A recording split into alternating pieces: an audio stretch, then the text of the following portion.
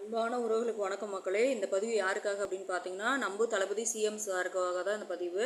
இந்த பதிவில் வந்து நான் அதாவது மக்கள் வந்து நிறைய பேர் வந்து கணவனால் கைவிடப்பட்டவங்க, ஏழைங்க, விதவைங்க, வயசானவங்க, இவங்க வந்து ஆதரவு இல்லாமல் இருக்கிறவங்க வந்து இந்த ஊர் உலகத்தில் வந்து நிறைய பேர் இருக்காங்க. ஆனால் வந்து நம்ம தளபதியோட ஆட்சியை பொறுத்த வரைக்கும் பார்த்தீங்க அப்படின்னா, அதாவது அவர் வந்து அறிவிப்பையும் வந்து நடத்திட்டு தான் இருக்காரு.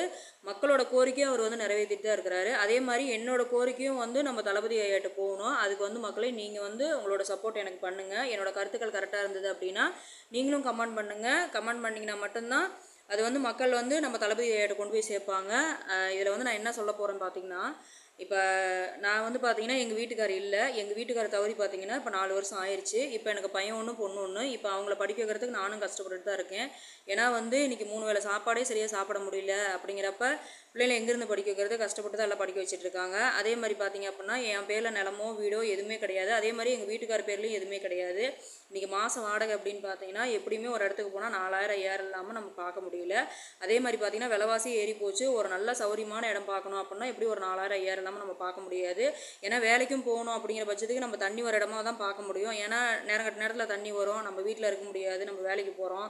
அப்போ இருக்கிற சூழ்நிலைக்கு நம்ம வந்து வீட்டில் இருந்துட்டோம்னா நம்ம பிள்ளைங்களை பார்க்க முடியாது இல்லைங்களா. அதனால் என்ன மாதிரி எத்தனையோ அன்பு தோழிகள் இருக்கிறீங்க, எத்தனையோ நண்பர்கள் இருக்கிறீங்க. அதனால் வந்து இந்த ஒரு பதிவுக்கு வந்து எல்லாருமே சப்போர்ட் பண்ணுங்கள். தளபதி ஐயா வந்து அவர் வந்து அறிவித்த விஷயத்தையும் அவர் வந்து நடைமுறைப்படுத்திட்டு தான் இருக்காரு. அவர் வந்து அறிவிக்காத விஷயம் மக்களோட கருத்து கணிப்பு கேட்டு அதுக்கு தகுந்த மாதிரியும் அவர் நடைமுறைப்படுத்திட்டு தான் இருக்காரு. இன்றைக்கி இருக்கிற நிலைமைக்கு பார்த்தீங்கன்னா இந்த வயசானவங்களாம் பார்த்தீங்க அப்படின்னா இன்றைக்கி வந்து அவங்க பிள்ளைங்கள்லாம் கல்யாணம் பண்ணி கொடுத்துட்டு அவங்களும் வசதி இல்லாமல் வேலைக்கும் போக முடியாமல் உடம்பும் ஆரோக்கியம் இல்லாமல் இன்றைக்கி ஒவ்வொருத்தரும் வந்து கோடான கோடி பேரும் கஷ்டப்பட்டு தான் இருக்காங்க. அதாவது முன்னத்த ஆட்சியில் வந்து வீடு இல்லாதவங்களுக்கு வீடு, நிலம் இல்லாதவங்களுக்கு நிலம் எல்லாமே கொடுத்துட்டு இருந்தாங்க. ஆனால் நம்ம தளபதியோட ஆட்சியில் வந்து மறுபடியும் ஏன்னா இன்னும் ஒரு 5 வருஷத்துக்கு அவர் தானே பார்க்க போகிறாரு. அப்போ இருக்கிற ஒரு சூழ்நிலைக்கு தளபதி ஐயா நிறையா இடத்துல வந்து புறம்போக்கு இடம் நிறையா இருக்குது. அதனால் வந்து அந்த ஒரு அறிவிப்பையும் விடணும்.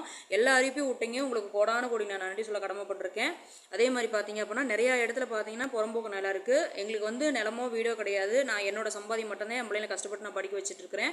அதனால் என் பிள்ளைங்களோட எதிர்காலத்துக்கு காரணமாகவும் என்னோட எதிர்காலத்தின் கருத்தில் கொண்டும் தளபதி ஐயா நீங்கள் தயவு செஞ்சு அந்த புறம்போக்கு நிலமெல்லாம் எல்லாத்துக்கும் வீடு கொடுக்கறதுக்கு, இடம் கொடுக்கறதுக்கு நீங்கள் வந்து உதவி பண்ணணும்.